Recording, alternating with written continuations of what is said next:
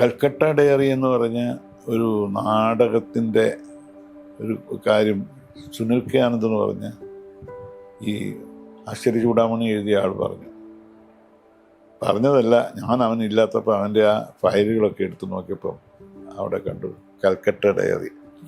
അതിൻ്റെ പശ്ചാത്തലം ഇങ്ങനെ തിരുവനന്തപുരത്ത് നിന്ന് പുറപ്പെടുന്ന ട്രെയിനാണ്. അത് കാരണം ആരും അതേ കൈവയ്ക്കുകയില്ല. അത് നാടകത്തിൽ അത് ചിന്തിക്കാൻ പറ്റുകയില്ല.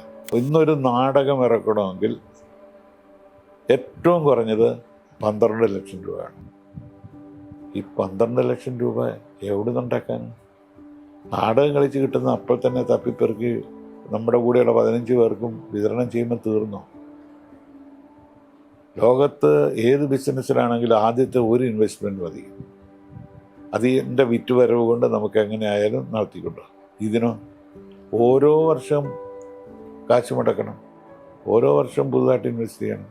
കൊട്ടാരക്കര ഗണപതി ക്ഷേത്രത്തിൽ ഒരു കാലഘട്ടത്തിൽ 20 നാടകം, 10 ദിവസത്തെ ഉത്സവം. ഇന്നും 10 ദിവസം ഉത്സവമുണ്ട്. ഒരു നാടകം പോലും ഇല്ല.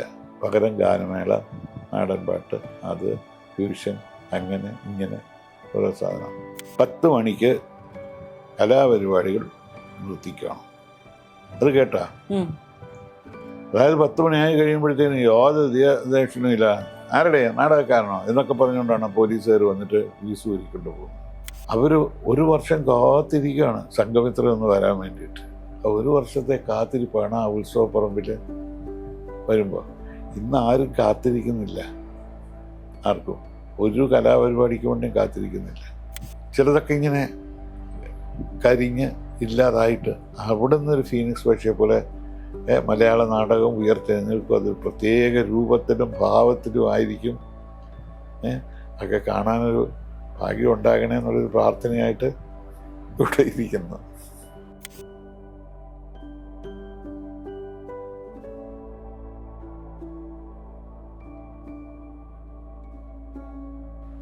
എല്ലാ സിനിമയും നോക്കിയിട്ടല്ലേ അവാർഡ് കൊടുക്കുന്നത്.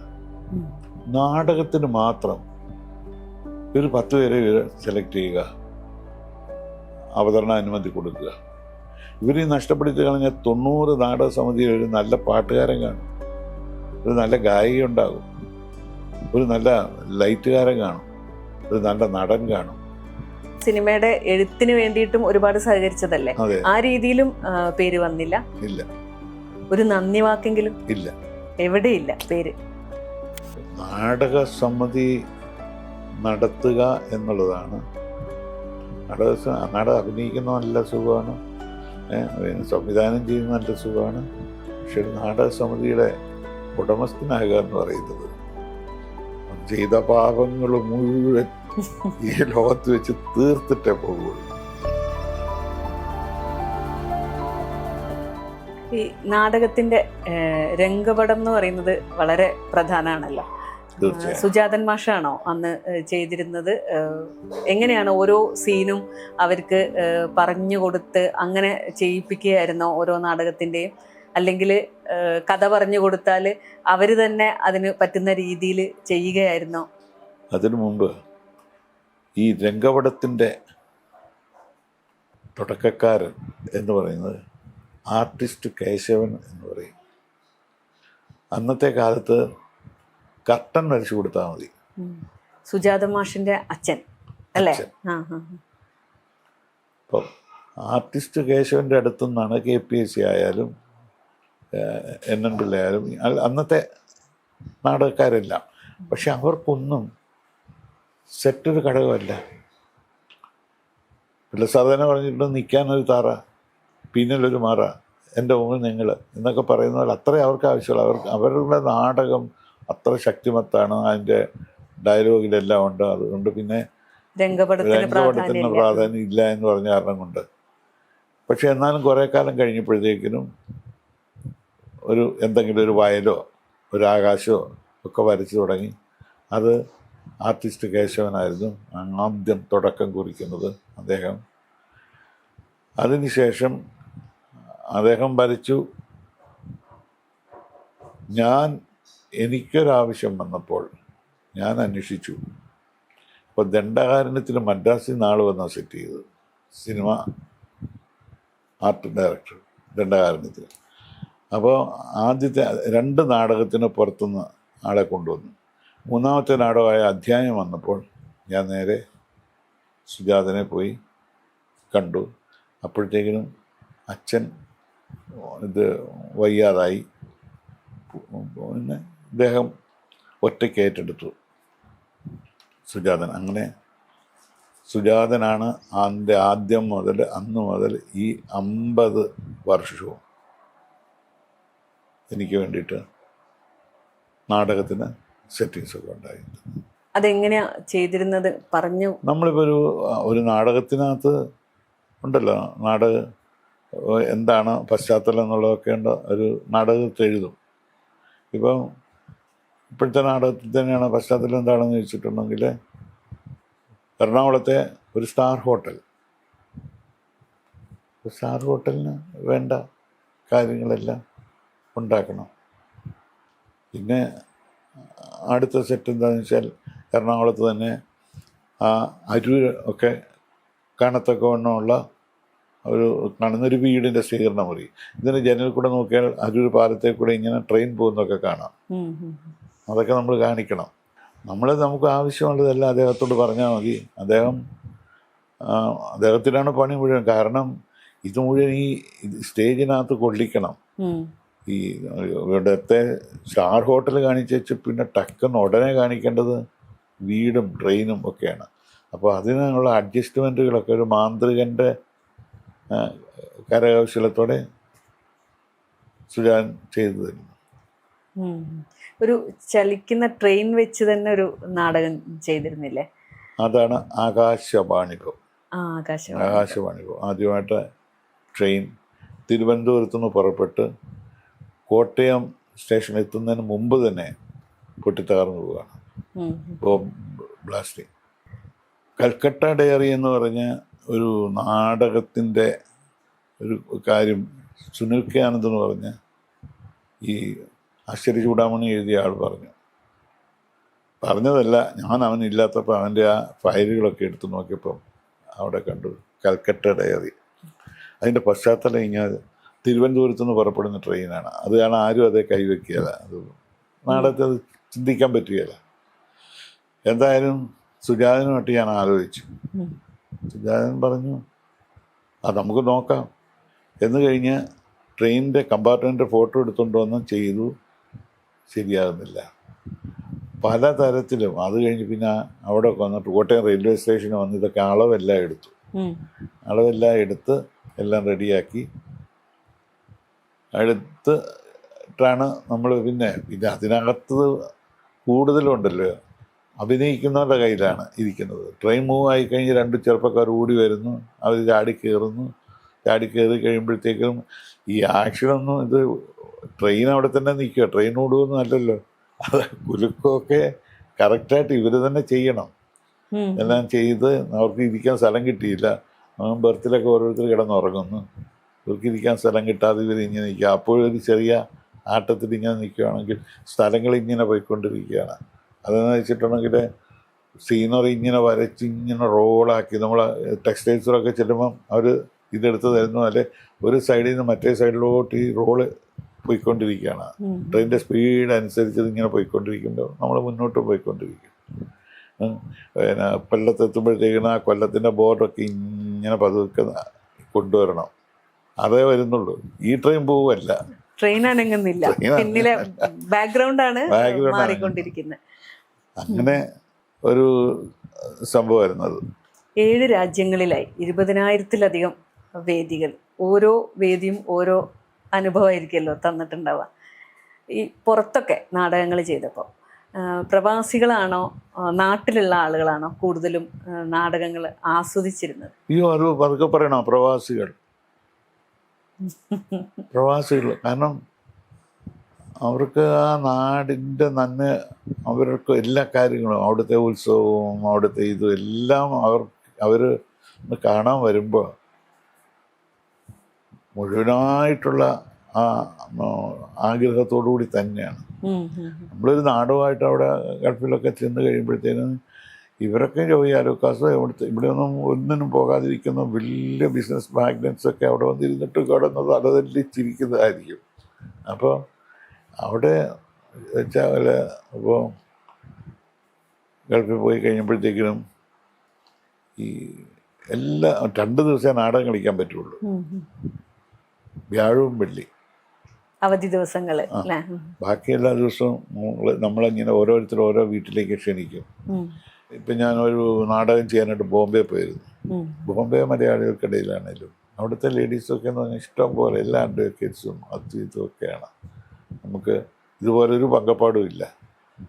നാടകം കളിക്കാൻ വേണ്ടിയിട്ടുള്ള ആഗ്രഹത്തിൽ തന്നെ. ഇവിടെ കളിച്ച് ഹിറ്റായ നാടകങ്ങൾ ഗൾഫിലൊക്കെ പോയി അവതരിപ്പിക്കില്ലേ? അപ്പം നടീനടന്മാരൊക്കെ ഇവിടുന്ന് തന്നെ കൊണ്ടുപോവല്ലേ ചെയ്യുക? ഗൾഫിൽ ഞങ്ങൾ പോയപ്പോൾ കംപ്ലീറ്റ് ഇവിടെ ഉള്ളവരെ. ജോസഫ് ചേറ്റുപുഴ എന്ന് പറഞ്ഞ ഒരാൾ ഗൾഫിലുണ്ടായിരുന്നു. അയാൾ കലാഭവൻ്റെ പരിപാടിയെല്ലാം കൊണ്ട് പോകുന്ന ആളാണ്. അയാൾ എന്നോട് ചോദിച്ചു നമുക്കൊരു നാടകം കൊണ്ടുവരാൻ എന്താന്ന്. അങ്ങനെ കന്യാകുമാരിയിൽ ഒരു കടങ്കഥ തന്നെ വേണം, പക്ഷെ അത് അറബിയിലേക്ക് ട്രാൻസ്ലേറ്റ് ചെയ്ത് കൊടുക്കണം. അവർക്ക് സബ്ജക്റ്റ് എന്താണെന്ന് മനസ്സിലാവണം. എല്ലാം ചെയ്ത് റെഡിയാക്കി പിന്നെ നാടകം കളിക്കാനായിട്ട് ഇത്തിരി ഫോർമാലിറ്റീസ് ഉണ്ടായിരുന്നു. അന്ന് ഇവിടെ എയർപോർട്ടില്ല എറണാകുളത്ത്, അന്ന് ട്രിവാൻഡ്രത്ത് പോയി. അങ്ങനെ അവിടെ ചെന്നു. പോകുന്ന വഴിക്ക് ആദ്യം മസ്കറ്റിലായിരുന്നു. മസ്കറ്റിലിറങ്ങി അവിടുന്ന് ഒരു അരമണിക്കൂർ കഴിഞ്ഞപ്പോഴത്തേക്കിനും ദുബായിലേക്കുള്ള ഫ്ലൈറ്റിൽ കയറി.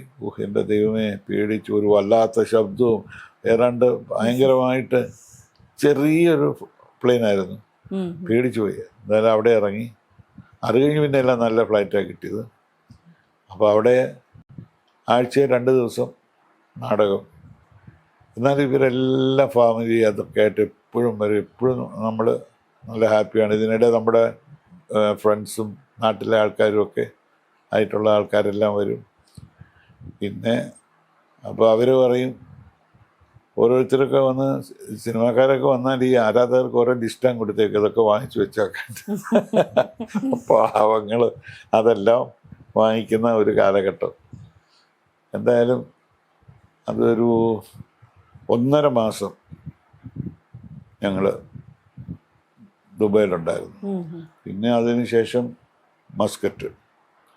മസ്കറ്റിൻ്റെ ലാസ്റ്റ് ഡേയിൽ ഈ ജോസഫ് ചേറ്റുപുഴ എന്ന് പറയുന്ന ആളിൻ്റെ വൈഫ് ഞങ്ങളുടെ കൂടെ വരുന്നു. ജോസഫ് ചേറ്റുപുഴ അവിടെ തന്നെ നിൽക്കുകയാണ്. അപ്പം മസ്കറ്റിൽ നിന്ന് പോകാനായിട്ടുള്ള ടിക്കറ്റ് എല്ലാം റെഡിയാക്കി ഭാര്യയുടെ കൊടുത്തു. രാത്രി 12:30 മണിക്കാണ് ഫ്ലൈറ്റ്. അവിടെ ചെന്ന് നമ്മൾ പോകുന്നതിന് മുമ്പ് തന്നെ ടിക്കറ്റ് ചെക്ക് ചെയ്ത് കഴിഞ്ഞപ്പോൾ ഇതൊന്നും ഓക്കെ അല്ല. സാരമില്ല, നമുക്ക് അടുത്ത ദിവസം ഓക്കെ ആക്കിയിട്ട് പോകാം എന്ന് വിചാരിച്ചപ്പോൾ ഉണ്ടല്ലോ, ആ 12 മണിയോടുകൂടി വിസ തീർന്നു. പിന്നെ നമ്മൾ അന്നത്തെ കിലോമീറ്റർ അവിടെ നിൽക്കുകയാണ്. ഓരോ നിമിഷവും നമുക്കൊരു ലോഡ്ജ് റൂം പോലും ആരും തരികയില്ല. എന്ത് ചെയ്യണം എന്നറിയത്തില്ല. ഈ ജോസഫ് ചേറ്റുപുഴ എന്ന ആളിനെ വിളിച്ചിട്ടൊന്നും കിട്ടുന്നുമില്ല. അയാളുടെ ഭാര്യയാണ് നമ്മുടെ കൂടെ ഉണ്ടത്. എന്ത് ചെയ്യണമെന്നറിയത്തില്ല. അതൊന്നും ഞങ്ങൾ താമസിച്ച ഒരു മലയാളിയുടെ ഹോട്ടലായിരുന്നു. അയാൾ വന്നു വരുന്ന വരട്ടെ എന്ന് പറഞ്ഞ് ഞങ്ങളെ ആ ഹോട്ടലിൽ കൊണ്ട് തന്നെ ആക്കി. പിറ്റേ ദിവസം രാവിലെ നബിദിനമാണ്. ഞാൻ ഇങ്ങനെ അവിടെ ചെന്നു. പിന്നെ ട്രാവൽ ഏജൻസി ഉണ്ടായിരുന്ന കാരണം കൊണ്ട് എന്തായാലും ചെന്നു. അവിടെ ചെന്നപ്പോൾ ഇത് എല്ലാം ക്ലോസ് ചെയ്തിരിക്കുകയാണ്, എയർലൈൻസൊക്കെ, ടിക്കറ്റിൻ്റെ സെക്ഷൻ. എന്തായാലും ഞാൻ അവിടെ തന്നെ നിന്നു. അപ്പോൾ ഈ ഷട്ടർ ഞാൻ നോക്കിയപ്പോൾ ഉണ്ടല്ലോ കംപ്ലീറ്റ് അടച്ച് ക്ലോസ് ചെയ്തിട്ടില്ല. അവിടെ തന്നെ നിന്നപ്പോഴത്തേക്കിനും കുറേ കഴിഞ്ഞപ്പോഴത്തേക്കിനും ഇവിടെ ആഡംബരക്കാരിലൊരു ഷെയ്ക്ക് വന്നിറങ്ങി. അപ്പോഴത്തേനും രണ്ടും കൽപ്പിച്ച് ഞാൻ ഓടി ചെന്നു. അങ്ങേരെ പിന്നെ ഇത് ഫ്ലൈറ്റിൻ്റെ ഈ സെയിം ഫ്ലൈറ്റിൻ്റെ ഇതിലൊരു ഷെയർ ഹോൾഡറാണ്, ഇതുമായിട്ട് ബന്ധപ്പെട്ട ആളാണ്. നമുക്കറിയാവുന്ന ഭാഷയിൽ മലയാളം ഹിന്ദിയും അതും ഇതും എല്ലാം ചേർത്ത് കരഞ്ഞ് ഏറ്റവും കൂടുതൽ അഭിനയമായിരുന്നു. അഭിനയിച്ച് കുട്ടിക്ക് കാര്യം മനസ്സിലായി. എല്ലാ ടിക്കറ്റും ഒക്കെ ആക്കി തന്നു. അതുമായിട്ട് അവിടെ ചെന്നപ്പോൾ ഇമിഗ്രേഷൻ പിടിച്ചു. തലേ ദിവസം വിസ തീർന്ന അനധികൃതമായിട്ട് ഇവിടെ നിന്നിപ്പോൾ ഒരു ദിവസം അപ്പോഴത്തേക്കും ഇമിഗ്രേഷൻ പിടിച്ചു. കൈ കിട്ടിയ കാശെല്ലാം അവിടെ ഫൈൻ അടച്ചിട്ട് കയ്യും വീശി സന്തോഷത്തോടെ പോകുന്നു. തിരിച്ചു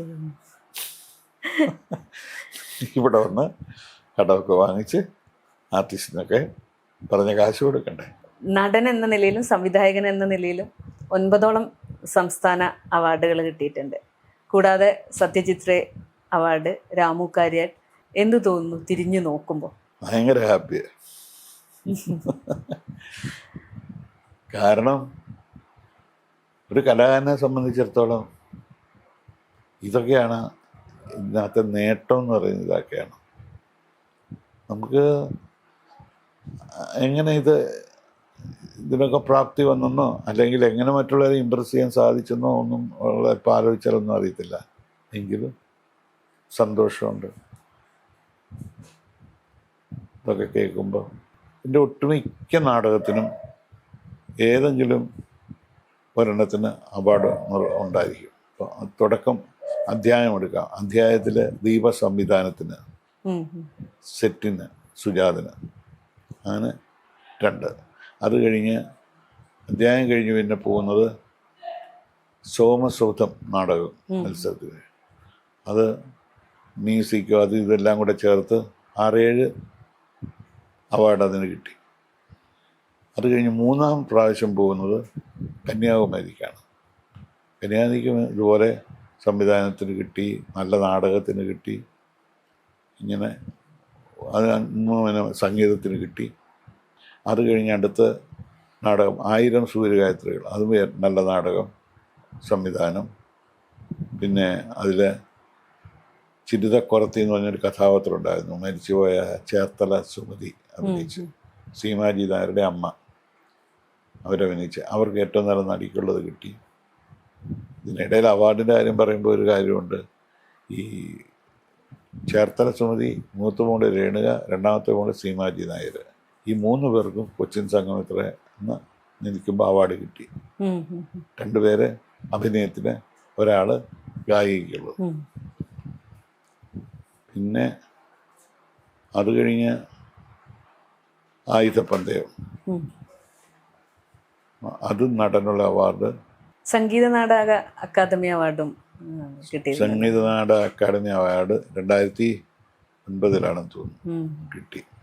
നാടക കലാകാരന്മാർക്ക് വേണ്ടി സർക്കാരിൻ്റെ ഭാഗത്തു നിന്ന് എന്തെങ്കിലും സഹായങ്ങളോ കാര്യങ്ങളോ ഉണ്ടാവുന്നുണ്ടോ? നാടക കലാകാരന്മാർക്ക് വേണ്ടിയിട്ട് കുറേയൊക്കെ നല്ല കാര്യങ്ങൾ ചെയ്ത ഒരു കാലഘട്ടം ഉണ്ടായിരുന്നു. അതിൽ കുറച്ച് സമയം, അതായത് കേരള സംഗീത നാടക അക്കാദമിയുടെ ചെയർമാനായിട്ട് സൂര്യ കൃഷ്ണമൂർത്തി വന്ന ആ കാലഘട്ടത്തിൽ അദ്ദേഹം 365 ദിവസവും നാടകം എവിടെയെങ്കിലും കളിച്ചുകൊണ്ടിരിക്കണം എന്നുള്ള ആഗ്രഹത്തിൽ പുള്ളി നമുക്കൊക്കെ വിളിച്ചൊരു 10-20 നാടകമൊക്കെ തരും. അവർ പറയുന്നത് പോയി കളിച്ചിട്ട് നമ്മൾ പോയാൽ മതി, നമുക്കുള്ള ചെക്ക് ഇവിടെ വന്നോളും. പിന്നൊന്ന്, രണ്ടാമത് അദ്ദേഹം ചെയ്ത മറ്റൊരു കാര്യമാണ് ഈ ആർട്ടിസ്റ്റുകൾക്കൊക്കെ ഇൻഷുറൻസ്. ഇൻഷുറൻസിന് ആദ്യം കാശ് മുടക്കണ്ടേ? അതിന് മമ്മൂട്ടിയെയും മോഹൻലാലിനെയും ഷെഡ്ഡി ആൾക്കാരെ എല്ലാം പുള്ളി പിടിച്ചു. സൂര്യകൃഷ്ണമൂർത്തിക്ക് ഇൻ്റർനാഷണലായിട്ട് അത്രയും സ്വാധീനമുള്ള ആളാണ്. അതുകൊണ്ടാണല്ലോ അവിടെ സൂര്യ പ്രോഗ്രാം വയ്ക്കുന്നത്, ലോകത്തിൻ്റെ നാനാഭാഗങ്ങളിലും പ്രശസ്തരെ കൊണ്ടുവരുന്നത്.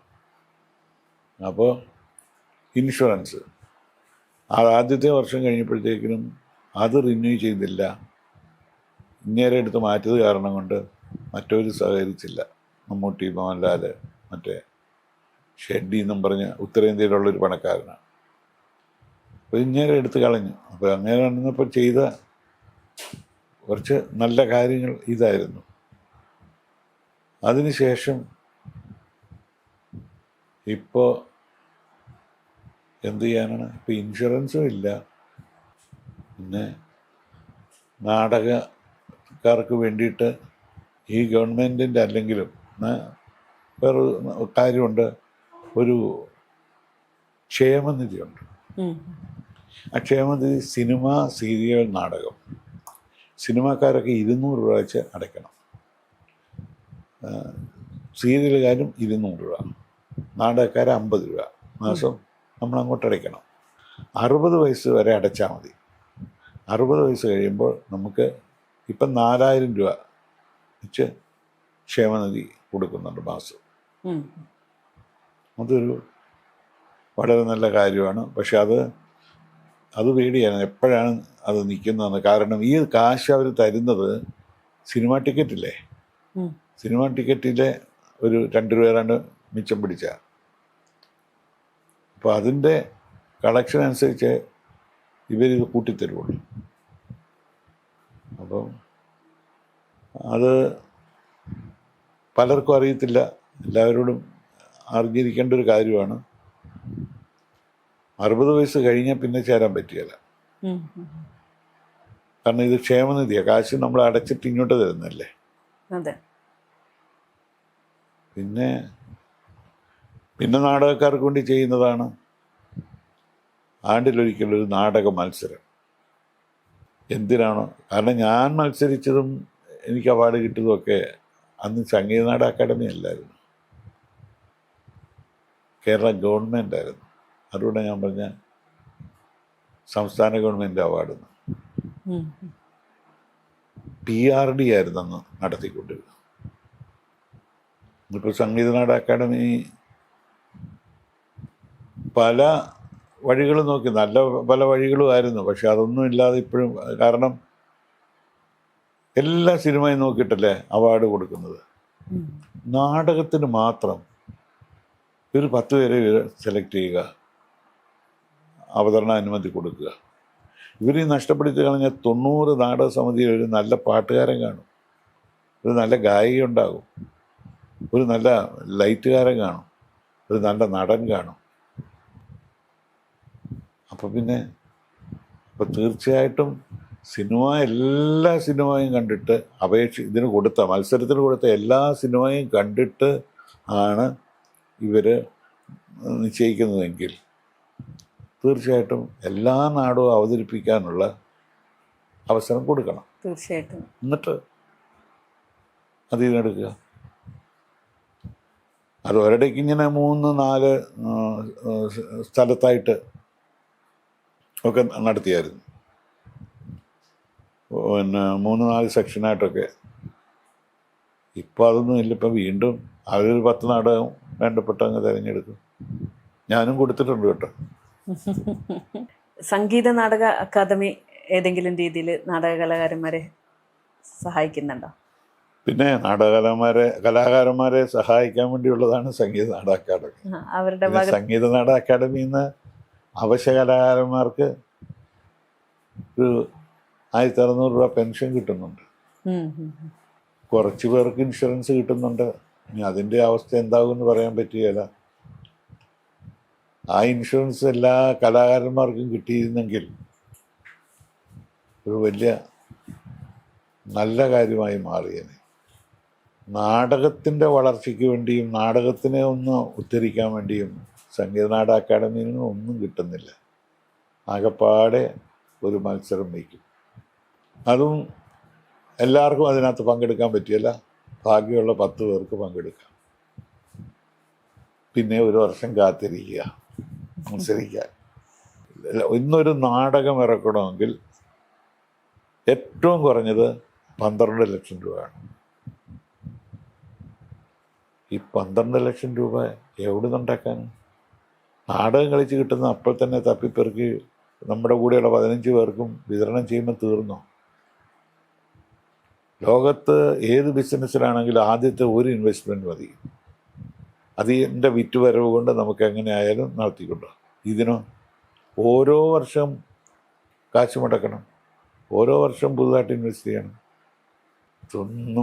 ഇതൊന്നും നമ്മളെയാണ് സത്യത്തിൽ എന്ന് സഹായിക്കേണ്ടത്. പക്ഷേ നമ്മൾ 2ാം കുടിയിലെ മക്കളെ പോലെ സർക്കാരിൻ്റെ മുമ്പിൽ ഇങ്ങനെ കിടന്ന് യാചിക്കുന്നു. 50 വർഷം, 20,000-ത്തിലധികം വേദികൾ, നാടകവുമായി ബന്ധപ്പെട്ട് നല്ല ഓർമ്മകളും കാണും, ചീത്ത ഓർമ്മകളും കാണും. ചിലതൊക്കെ ഒന്ന് പങ്കുവെക്കാൻ പറ്റുമോ? ഒരു ദിവസം പാലക്കാട് നാടകം കഴിഞ്ഞ്, ശിവരാത്രി ആയിരുന്നു, 2 നാടകം കഴിഞ്ഞു.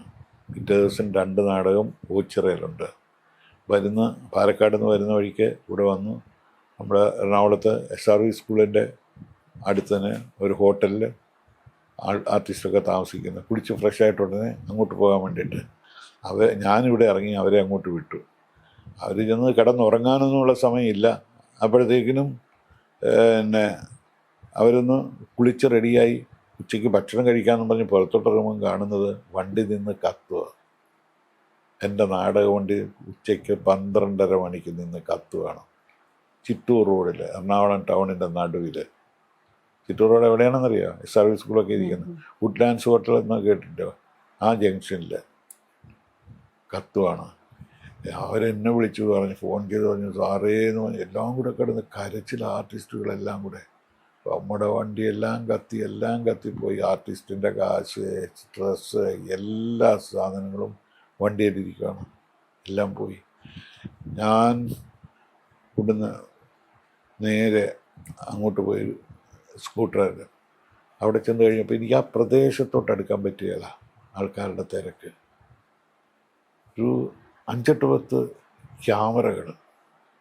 ഒന്നും പറയണ്ട. കാരണം അന്ന് പിന്നെ ഇവിടെ ക്രിക്കറ്റ് നടന്നുകൊണ്ടിരിക്കുകയാണ് ഇവരുമായിട്ട്, ഏതോ വിദേശ പിന്നെ ക്ലബ്ബുമായിട്ട്. അപ്പോഴത്തേനും ജനങ്ങളും ക്യാമറയെല്ലാം അവിടെ ഉണ്ടായിരുന്നത് കാരണം കൊണ്ട് ഈ സംഭവം അറിഞ്ഞ ഉടനെ എല്ലാം കൂടി ഇങ്ങോട്ട് വന്നു. ഞാൻ ഇത് നോക്കിയപ്പം സത്യത്തിൽ പറഞ്ഞാൽ ഞാൻ ചിരിച്ചുപോയി. 2 കാരണങ്ങൾ കൊണ്ടാണ്. അതെൻ്റെ ഉള്ളിലുണ്ടായിരുന്നു. പക്ഷെ അതല്ല സത്യത്തിൽ ചിരിച്ചത്. ഉള്ളിലുള്ളത് എന്താണെന്ന് വെച്ചിട്ടുണ്ടെങ്കിൽ ഇങ്ങനെയൊക്കെ സന്ദർഭമൊക്കെ വരുമ്പം ചിരിക്കുകയാണെങ്കിൽ പെട്ടെന്നൊരു അറ്റാക്കൊക്കെ, അതൊക്കെ എനിക്ക് നേരത്തെ അറിയാവുന്ന. പക്ഷേ അന്ന് ഞാൻ ചിരിച്ചത് അതുകൊണ്ടൊന്നുമല്ല. എൻ്റെ ജീവിതത്തിൽ വലിയ ആഗ്രഹമായിരുന്നു ഒരു ചാനലുകാരെങ്കിലും എന്നെങ്കിലും വന്ന് എൻ്റെ ഒരു പടം എടുക്കണമെന്ന്. എടുത്തിട്ടില്ല. ഇത് 4-5 ചാനൽ വന്നിട്ടാണ് എൻ്റെ വണ്ടി കത്തുന്ന എടുത്തത്. ഏത് വർഷമാണത്? 2001, 2001 മാർച്ച്. വന്നു. പട്ടണ നടുവിലായത് കാരണം കൊണ്ട് പെട്ടെന്ന് ഒന്ന് ഫയർ എഞ്ചിനും അത് ഇതും എല്ലാം വന്നു. ആ വണ്ടിയിൽ നിന്ന് കുറേ ചാരം കോരിയെടുത്ത് കോർപ്പറേഷൻകാർക്ക് കൊണ്ടുപോകാനേ കിട്ടിയുള്ളൂ. ഒന്നും കിട്ടിയില്ല. ഓഫീസേഴ്സ് എന്നോട് പറഞ്ഞു, ഞാനിവിടെ വീട്ടിലോട്ട് വന്നല്ലോ, നിങ്ങളുടെ ട്രൂപ്പിലുള്ളവരാണ് സംശയം എന്ന് പറഞ്ഞു. ഞാൻ പറഞ്ഞു, എനിക്ക് സംശയമില്ല. അവരാരും അവരുടെ അന്നമല്ലേ ഇത്, അവരാരും തീയിട്ടതൊന്നുമല്ല. കേസെടുക്കാൻ പറ്റിയാൽ എനിക്ക് പരാതിയില്ല എന്ന് ഞാൻ പറഞ്ഞു. ഞാൻ റോഡിൽ കിടന്നു. അപ്പം ഞാൻ ഇതെല്ലാം പറഞ്ഞു. ഇവരെയൊക്കെ പറഞ്ഞു വിട്ട്, പോലീസുകാരെല്ലാം പറഞ്ഞു വിട്ടിട്ട്, വലിയ വലിയ ഓഫീസർമാരുണ്ടായിരുന്നു, പറഞ്ഞു വിട്ടിട്ട് ഈ ലോഡ്ജിലോട്ട് ഞാൻ കയറി വരുമ്പോൾ ഇവരെ താമസിക്കുന്ന മുറിക്കകത്തിരുന്ന ഇവരുടെ ചില കരച്ചിൽ കേൾക്കാം. അവർക്കൊക്കെ ചിട്ടിയൊക്കെ ഉണ്ടായിരുന്നു അന്ന്. ഓരോ നാടകത്തിൽ നിന്നും 10 രൂപ ആവശ്യത്തിന് മാത്രം എടുത്ത് ബാക്കി മുഴുവൻ ഇങ്ങനെ അവർ ഒരാളെ ഇങ്ങനെ ഏൽപ്പിക്കും. സീസൺ കഴിയുമ്പോഴത്തേനും ഒരു നല്ല കാശ് കാണും അതിനുവേണ്ടി. അങ്ങനെ ചിട്ടിയൊക്കെ ഉണ്ടായിരുന്നു. ഇനി എന്ത് ചെയ്യും? ഇന്ന് നാടകം കളിക്കാനൊന്നും പറ്റിയല്ലോ, ഈ വർഷം എല്ലാം പോയില്ലേ എന്നൊക്കെ പറഞ്ഞു കേട്ടപ്പോൾ ഞാൻ പറഞ്ഞു, അന്നൊരു 13 ഞാൻ പറഞ്ഞു 16-ാം തീയതി മുതൽ നമ്മൾ നാടകം കളിക്കും. 2 ദിവസം 16 മുതൽ നാടകം കളിക്കും. നിങ്ങളെല്ലാം വണ്ടിക്കൂലി കൊടുത്തു വിട്ടു, വീട്ടിൽ പൊക്കോളാൻ പറഞ്ഞു. 2 ദിവസം കഴിഞ്ഞ് അവർ വന്നു.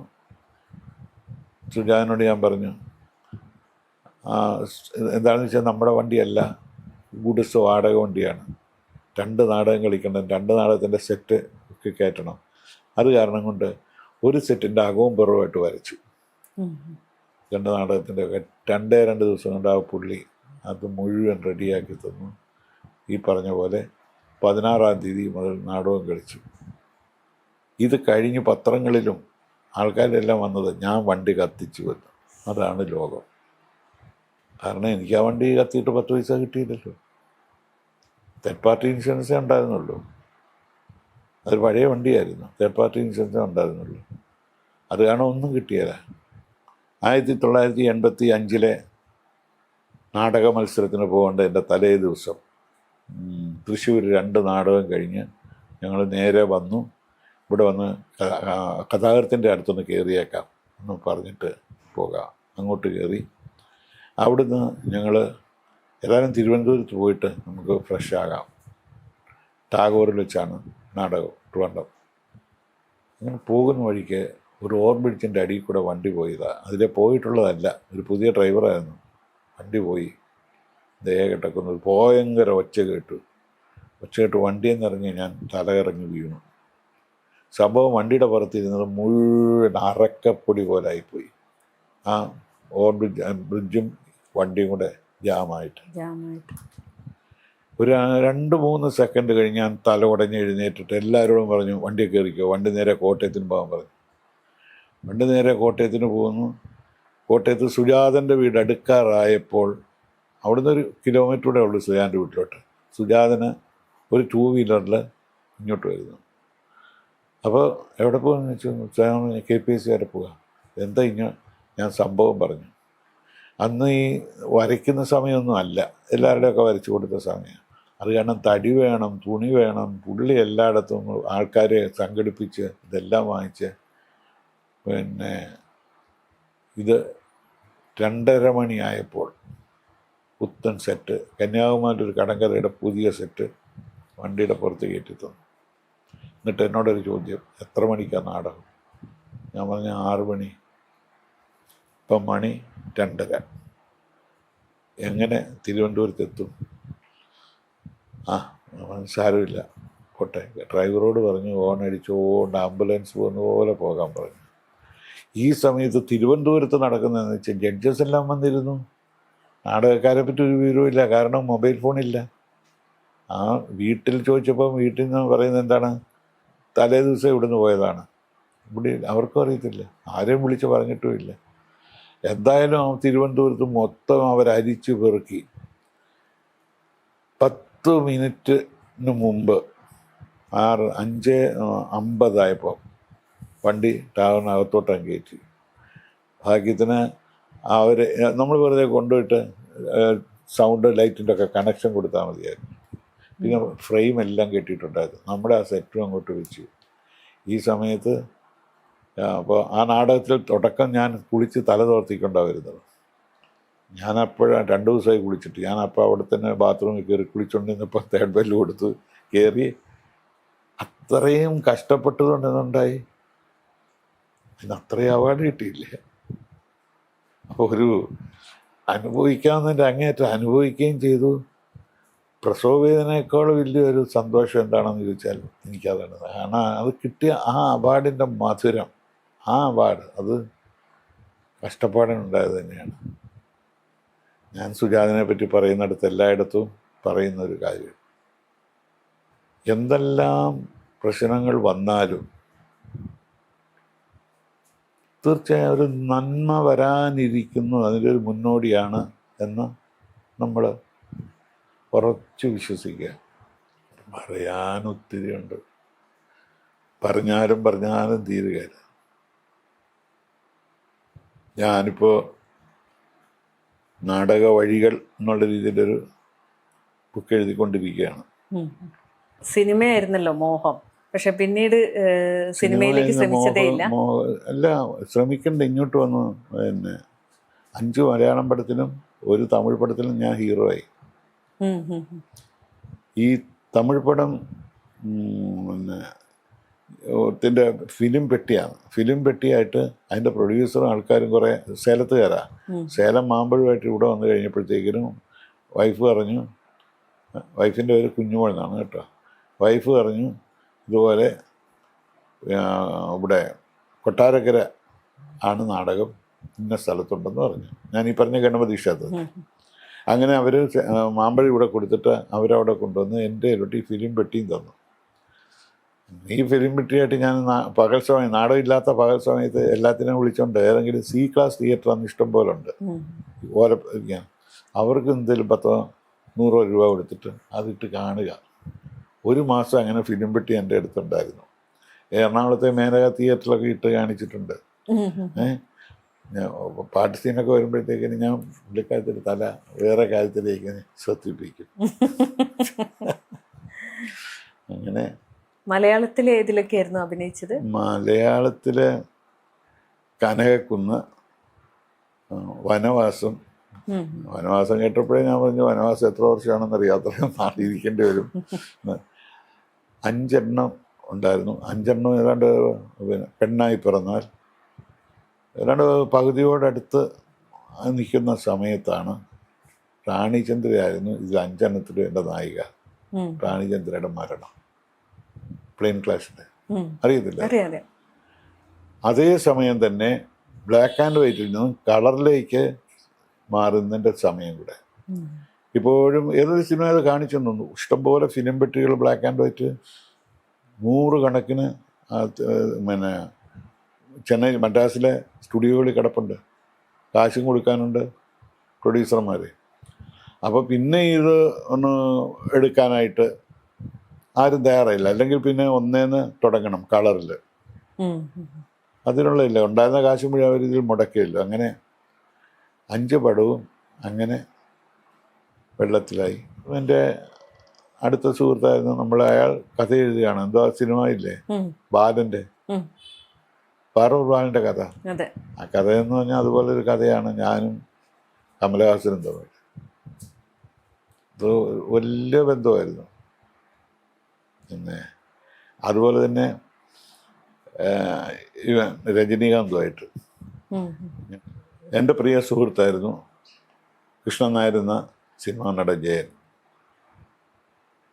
എൻ്റെ കല്യാണത്തിന് ജയനായിരുന്നു ചെറുക്കൻ്റെ ആളെന്നുള്ള രീതിയിൽ എൻ്റെ കയ്യെ പിടിച്ച്. അന്നും പുള്ളി സൂപ്പർ സ്റ്റാർ ആയ സമയമാണ്. 1976 മെയ് 17 എൻ്റെ കല്യാണം.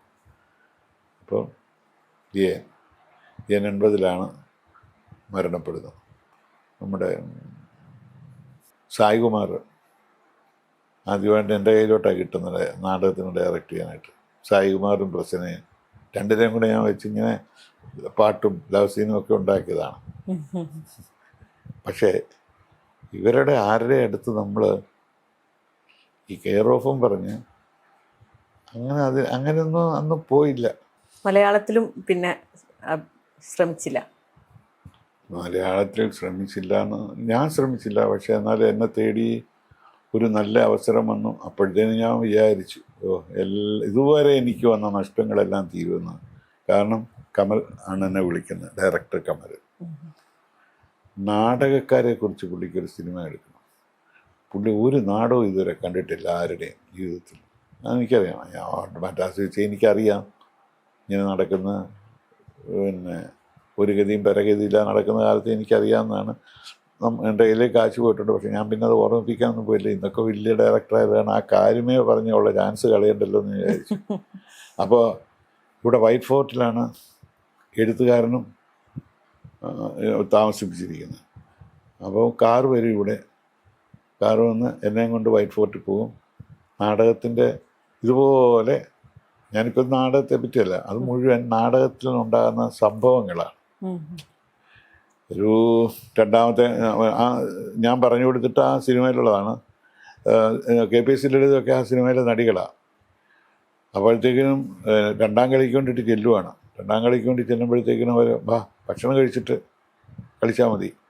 അപ്പോൾ അവിടെ വേറെ ഒരു ബാല ഏതാണ്ട് നടന്നുകൊണ്ടിരിക്കുക സ്റ്റേജ്. ഇത് സിനിമയിലായത് കേട്ടോ.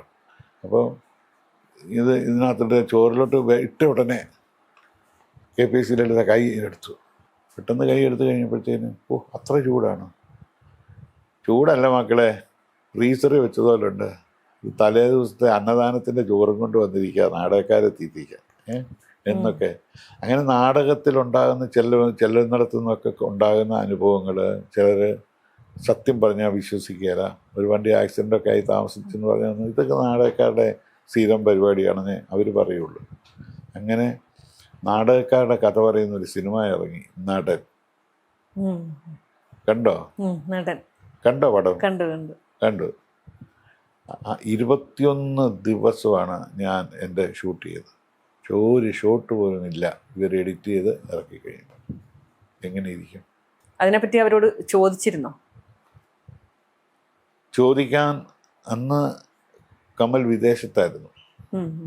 ഇതിൻ്റെ എഡിറ്റിംഗ് ടൈമിലില്ല, ഇല്ലായിരുന്നു. ഞാൻ ഡബിങ് എന്നപ്പോൾ എല്ലാം ഉണ്ടായിരുന്നു.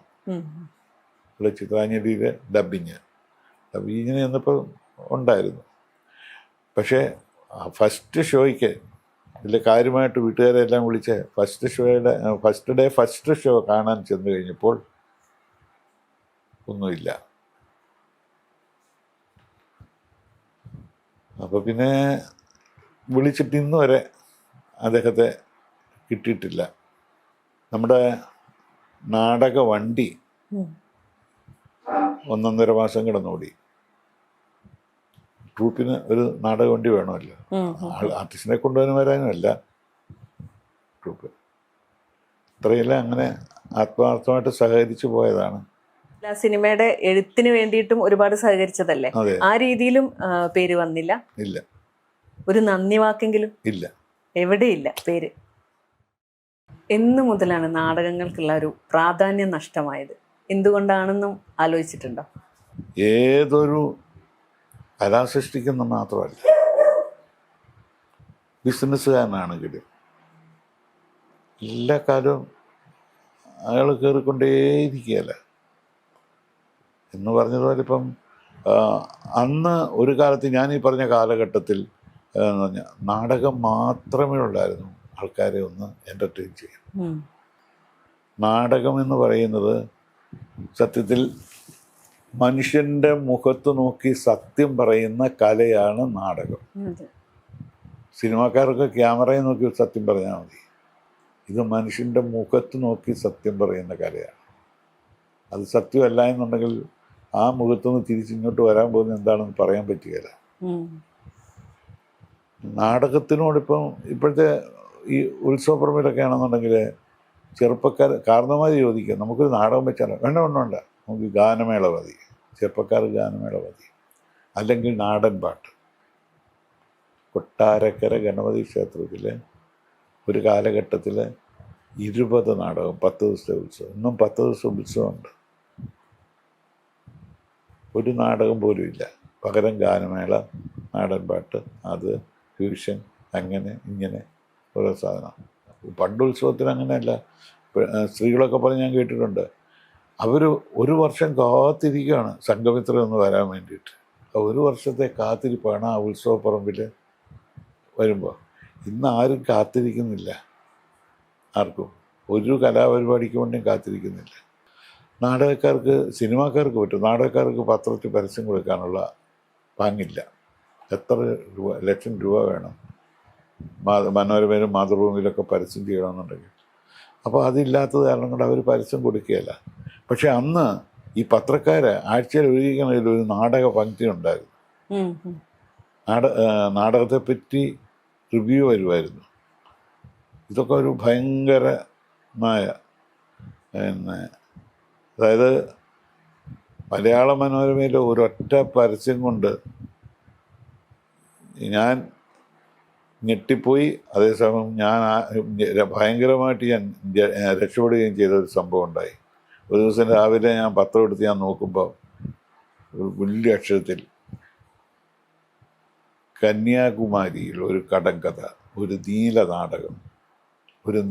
നാടകം മലയാള മനോരമയുടെ 2ാമത്തെ 3ാമത്തെ പേജിൽ നാട്ടുക്ക് വലിയ അക്ഷരത്തിൽ. ശരി ദൈവമേ, അന്ന് നാടകം കളിക്കേണ്ട ഏറ്റുമാനൂരാ ഫൈനാൻസിൽ. എനിക്കാകെ പേടിയായത്. അങ്ങോട്ട് ചെന്ന് കഴിഞ്ഞേച്ച് ഇത് വായിച്ചു കഴിഞ്ഞോണ്ടല്ലോ ഒരു മനുഷ്യൻ കുട്ടികളെ കൊണ്ടൊന്നും ഈ നാടകം കാണാൻ വരികയില്ല. അതുപോലെ എഴുതി വെച്ചിരിക്കുന്നു. നാടകം കളിച്ചു, ഒരിക്കലും ഉണ്ടാകാത്ത തിരക്ക്. അവസാനം അടുത്ത ഷോ കൂടെ വെച്ചു. 3 ഷോ അവിടെ തന്നെ അന്ന് കളിപ്പിച്ചിട്ടാണ് ഞങ്ങളെ വിട്ടത്. ആൾക്കാർക്ക് തീർച്ചയായി ആദ്യമേ അവർക്ക് അറിയണം എന്താ ഈ നീല നാടകം എന്താണെന്ന്. എന്തുവാ നീല? ഈ നീല എന്ന് ഉള്ളത് സത്യമാണ്. ഇതൊന്നും ഡയലോഗിൽ കൂടെയോ വിഷ്വലായിട്ടോ നമ്മൾ കാണിക്കുന്നില്ല. ആൾക്കാർക്ക് സങ്കല്പിക്കാം, എന്തു വേണമെങ്കിലോ അവൻ അവിടെയുണ്ട്, അവളും അങ്ങോട്ട് പോയിരിക്കുന്നു, ഇനി എന്തൊക്കെ സംഭവിക്കാമെന്നുള്ളത് ആൾക്കാർക്ക്. അങ്ങനെ നീലയും പച്ചയും നോമ്പൊക്കെ ആയി പോകുന്നത് നമ്മുടെ വീട്ടിൽ കൊണ്ടൊന്നുമല്ല. അപ്പം അങ്ങനെ വന്നു കഴിഞ്ഞ് ഇവർക്കൊരു ഇതില്ലാത്തതിൻ്റെ കുഴപ്പം. അപ്പോൾ ആ ഇടയ്ക്ക് ഫൈൻ ആർട്സ് സൊസൈറ്റികൾ ധാരാളം ഉണ്ടായിരുന്നു, കല പോലുള്ള. കോഴിക്കോട് കല പോലുള്ള ധാരാളം ഉണ്ടായത്. അപ്പം നമുക്ക് ഉത്സവത്തിന് അല്ലെ പള്ളിപ്പെരുന്നാളിന് ഒരു നാടകം വേണം, അതിനകത്തുനിന്ന് നമുക്ക് ഇഷ്ടപ്പെട്ടൊരു നാടകം സെലക്ട് ചെയ്യാമായിരുന്നു. ഇന്നിപ്പം നമ്മളോട് പറയുകയാണ് ഉത്സവത്തിൻ്റെ ഒരു നാടകം വേണം, നമ്മളൊന്നും കണ്ടിട്ടില്ല, നമ്മൾ പിന്നെ ഏത് സെലക്ട് ചെയ്യും? അപ്പോൾ നമ്മൾ നേരെ ഓടുന്നത് ഏജൻറ്റിൻ്റെ അടുത്തേക്കാണ്. ഏജൻറ്റിന് താല്പര്യമുള്ള ഒരു കാര്യം പറയും, അതങ്ങനെ പോകുന്നു. അങ്ങനെ ഇരിക്കുമ്പോൾ നമ്മളെ രക്ഷപ്പെടുത്തിക്കൊണ്ടിരുന്നത് ഫൈൻ ആർട്സ് സൊസൈറ്റിയാണ്. ഫൈൻ ആർട്സ് സൊസൈറ്റി വന്ന് നമുക്ക് പ്രതിമാസ പരിപാടി ഉണ്ടല്ലോ, നാടകം കാണാമല്ലോ. ഇന്ന് ഫൈൻ ആർട്സ് സൊസൈറ്റി ഇല്ല.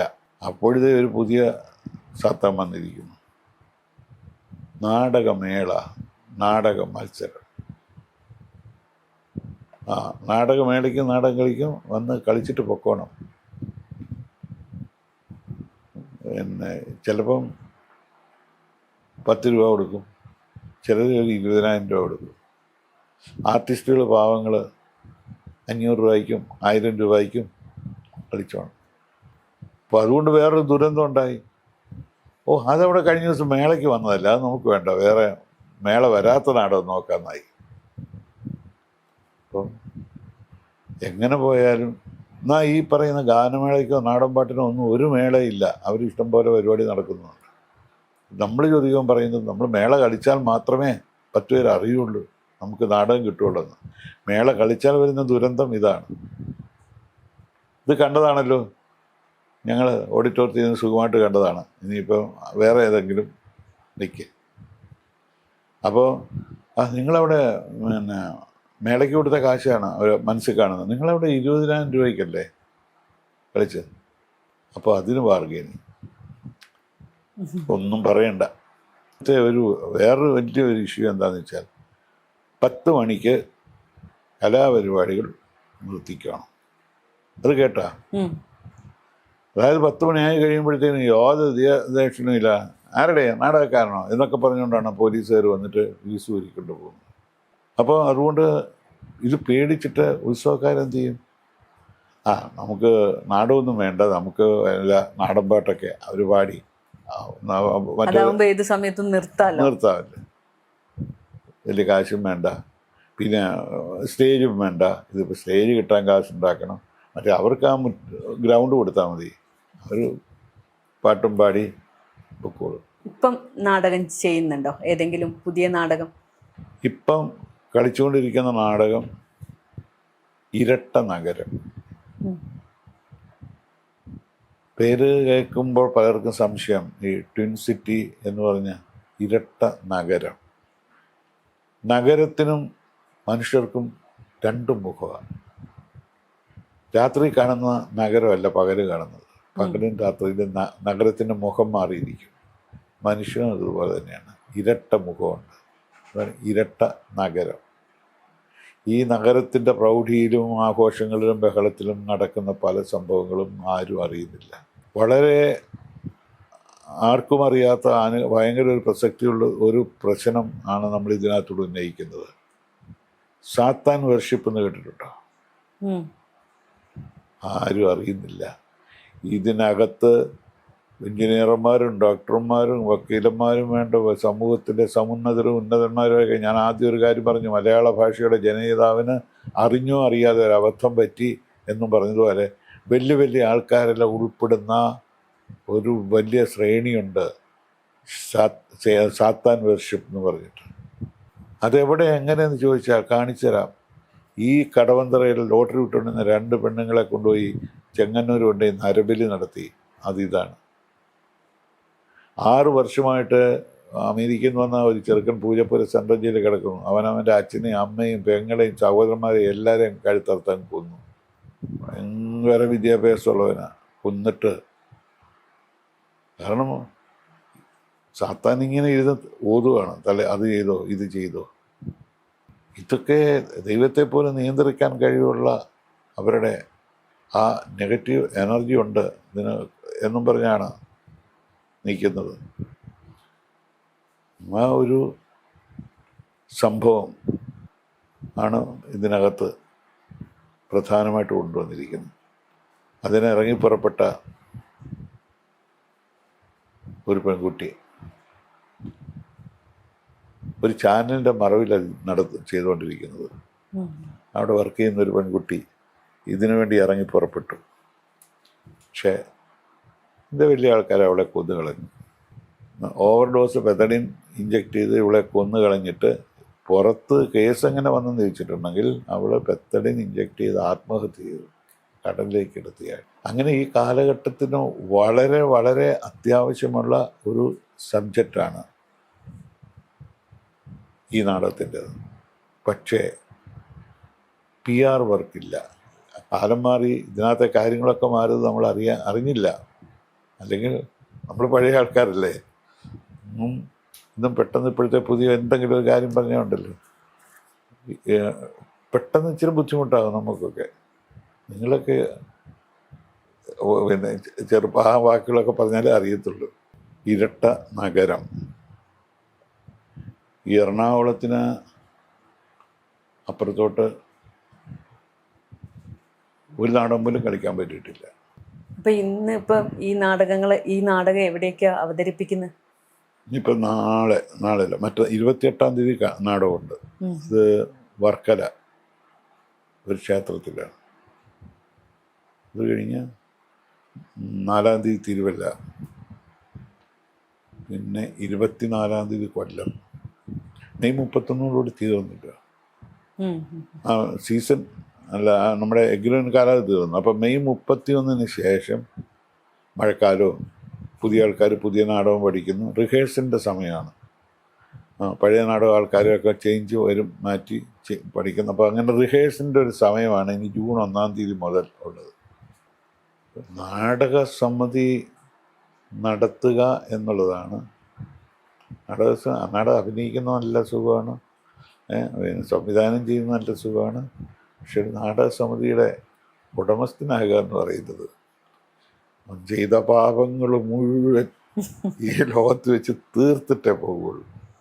എങ്ങനെയാ ഇപ്പം നാടകങ്ങൾക്ക് വേദി കുറവാണല്ലോ, അപ്പം ഈ സമിതിനെ എങ്ങനെയാണ് മുന്നോട്ട് കൊണ്ടുപോകുന്നത്? വലിയ സമസ്യ തന്നെയാണ്. ഇതെങ്ങനെയാണിത് രണ്ടറ്റവും മുട്ടിച്ചിങ്ങനെ പോകുന്നെന്ന് പറയാൻ പറ്റുന്നില്ല.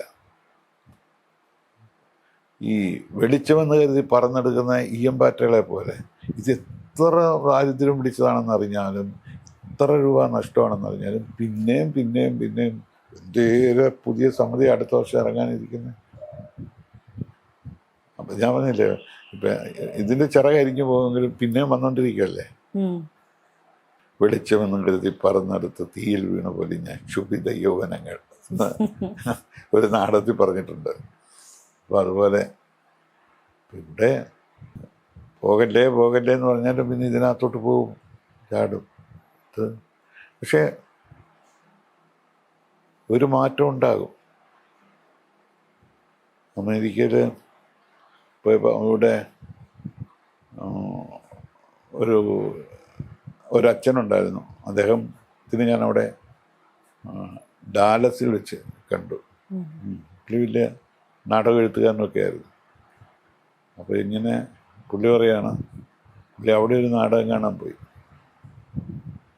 ആ നാടകത്തിലെ പ്രധാന നടന് ഒരു ഷോയ്ക്ക് കിട്ടുന്നത് മമ്മൂട്ടിയുടെ ഒക്കെ ഒരു സിനിമയ്ക്ക് അവർ വാങ്ങിക്കുന്ന കാശ്. ഞാൻ അവിടെ പോയി പിന്നെ ഇവിടെ ലണ്ടൻ പോയിട്ട് ഒരു ടിക്കറ്റ് പഠിച്ച് പണി നോക്കിയിട്ട് കിട്ടിയില്ല. ഒരു 6 മാസം മുമ്പെങ്കിലും ബുക്ക് ചെയ്യണം. കൂടുതലും ഈ സ്കൂൾ കുട്ടികളെയും കൊണ്ട് വരുവാണ് ഓരോ സ്കൂളുകാർ. അവരിങ്ങനെ നേരത്തെ ബുക്ക് ചെയ്തിട്ടിട്ട് വന്നുകൊണ്ടിരിക്കുക. ഷേക്സ്പിയറിയൻ നാടകങ്ങൾ ചിലതൊക്കെ ഇങ്ങനെ കരിഞ്ഞ് ഇല്ലാതായിട്ട് അവിടെ നിന്നൊരു ഫീനിക്സ് പക്ഷിയെ പോലെ മലയാള നാടകം ഉയർത്തെഴുന്നേൽക്കും. അതൊരു പ്രത്യേക രൂപത്തിലും ഭാവത്തിലും ആയിരിക്കും. ഒക്കെ കാണാനൊരു ഭാഗ്യം ഉണ്ടാകണേ എന്നുള്ളൊരു പ്രാർത്ഥനയായിട്ട് ഇവിടെ ഇരിക്കുന്നു. എന്തായാലും നമ്മുടെ പുതിയ തലമുറ, പുതിയ പിള്ളേർ കഴിവുള്ളവരാണ്, കഴിഞ്ഞവരെക്കാളും കഴിവുള്ളവരാണ്. അവർക്ക് പഴയ ആൾക്കാർക്ക് ഒരു നല്ല പാതയില്ലായിരുന്നു. ഒരു നാടകത്തിൻ്റെ പെട്ടിയും സെറ്റും എല്ലാം ചുമന്നുകൊണ്ട്, അങ്ങനെ എൻ്റെ മുടി പോലും പോയത്, ചുമന്നുകൊണ്ട് കിലോമീറ്ററോളം പോയിട്ടാണ് നാടകം കളിക്കുന്നത്. റോഡില്ല, എവിടെയെങ്കിലും ഒരു ആൽമരം വെച്ച് അവിടെ ഒരു തറയിലാണ് ഈ നാടകം കളിക്കുക. അന്നത്തെ കാലത്ത് ഒന്നുമില്ല, ഇതുപോലെ ഓഡിറ്റോറിയങ്ങളില്ല. അപ്പോൾ ഇതെല്ലാം തലച്ചുമടായിട്ട്. നമ്മളിതിനെ തലച്ചുമട് കമ്മിറ്റിക്കാർ അങ്ങോട്ട് കാണും, തിരിച്ച് ഇങ്ങോട്ട് ചുമക്കാൻ അവർ വരികയില്ല. നമുക്ക് അടുത്ത കളിക്ക് പോകാനുള്ള തീർത്തിയും അപ്പം നമ്മൾ തന്നെ ചുമക്കണം. പിന്നെ അന്ന് ഇതുപോലെ പാലങ്ങളൊന്നുമില്ല, മുഴുവൻ വള്ളത്തേലും ജങ്കാറിലും ഒക്കെ കയറ്റി വേണം നാടകം കളിക്കാൻ. എല്ലാ സൗകര്യങ്ങളും ഓഡിറ്റോറിയം ഒക്കെ ഉള്ളവർക്ക് നാടകം വേണ്ട, അവർക്ക് ഗാനമേളയോ കച്ചേരിയോ ഒക്കെ മതി, ഡാൻസ്. അപ്പോൾ അങ്ങനെയൊന്നും അല്ലാത്ത സമത്വ സുന്ദരമായ എന്ന് പറയുന്നത് പോലെ എല്ലാം ഒത്തിണങ്ങിയ, എല്ലാം കൊണ്ടും എല്ലാവർക്കും ആ കാലഘട്ടത്തിൽ ഇഷ്ടപ്പെടുന്ന, ഇതെന്ന് ഇതൊക്കെ സംഭവിക്കുമോ ആ കാലഘട്ടത്തിൽ എല്ലാവർക്കും ഇഷ്ടപ്പെടുന്ന ഒരു നല്ല കലയായിട്ട് തന്നെ. കാരണം സർവ കലകളും സമന്വസമായി ചേരുന്ന നാടകത്തിൽ പാട്ടുണ്ട്, ഡാൻസുണ്ട്, ഇല്ലാത്തതൊന്നുമില്ല. അപ്പോൾ അതാണ് നാടകം. അത് മനസ്സിലാക്കിക്കൊണ്ട് പുതിയ തലമുറ വരും എന്ന് വിശ്വസിച്ചുകൊണ്ട് നാടകത്തിനെ കൈവിടരുതേ എന്ന് എല്ലാ മലയാളികളോടും അപേക്ഷിച്ചുകൊണ്ട് നിങ്ങളുടെ സ്വന്തം സതീഷ് സംഘമിത്ര.